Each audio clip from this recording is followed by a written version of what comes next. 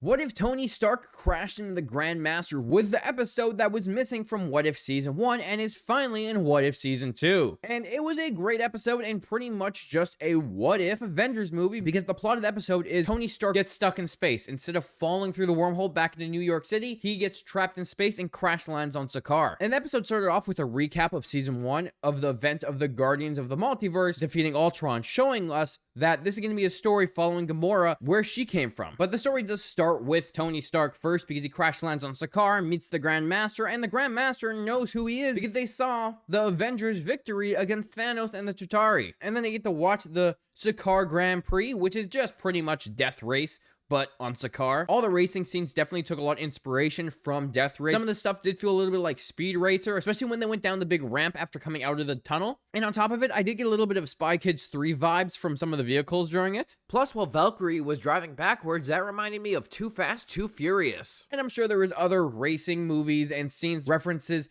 that I just did not pick up on, so let me know which ones you saw down in the comments. In this Grand Prix, we got Valkyrie and Korg, who are already on the planet, and we know from Thor Ragnarok that they had been there for a while. Tony mentions how it's an intergalactic NASCAR, and also a fun note, because we have Tony driving in this, he did drive the Formula 1 cars back in Iron Man 2. However, this episode shows that Tony Stark is a hero wherever he goes, because he sees that Korg is about to die from some giant monster named Fluffy, so he jumps in to save him, almost gets himself killed, and Gamora saves him, but then tries to kill him right after, because Gamora was sent by Thanos. Because this takes place before Guardians of the Galaxy, so she's still Thanos' daughter running around the universe killing people, and it takes Tony Stark to make her realize she's her own person. And I liked how you had Tony Stark, this genius tech guy, walking around Sakaar, being able to just get out of all their devices, even though this is alien tech. Just shows how much of a genius Tony is. And I liked how they just showed him escaping, even commenting and talking about how he's lost people, and he lost a friend recently, aka Phil Coulson, referencing his death by Loki. And it's ironic because during the scene too, Tony's saying that Gamora doesn't understand watching their people get slaughtered and the world being destroyed, which we know from Infinity War that Gamora's people were killed by Thanos. We also got some comic book references during this episode where when Tony goes to recruit Valkyrie for the race, he comments on saying chasing the demon in a bottle, which is a comic book storyline with Tony Stark called Demon in a Bottle, where Tony Stark trying to deal with his alcoholism, because in the comics, Tony Stark used to be an alcoholic. We get some cool MCU references as well, because when Tony Stark goes to make his Sakaar suit, he builds it, and they use similar shots to like Iron Man 1 when he built his suit in the cave. And I love how Tony challenges the Grandmaster to save the planet. And of course, the Grandmaster is going to cheat all his way through because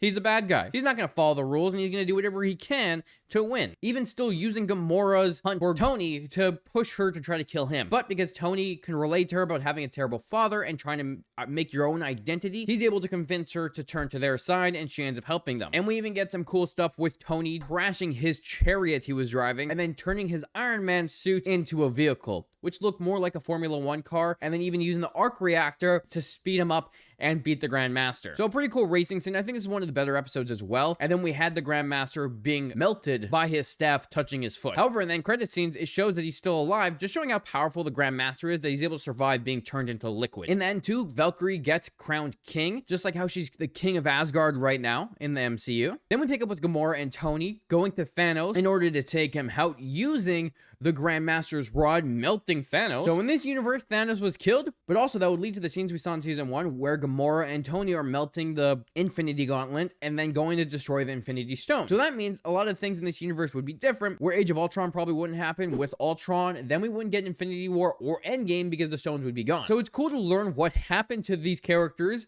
that we saw in season 1 but didn't actually get their backstory. And I really like this episode. The art, the racing, a lot of it was fun, and I wish we got this in season 1, but I'm glad we finally did. Let me know which Easter eggs or details you noticed during this episode of What If. And with that, make sure you hit the like and the subscribe button to stay up to date with all my Marvel breakdowns. Thanks for watching, and I'll talk to you tomorrow when we watch another episode of What If.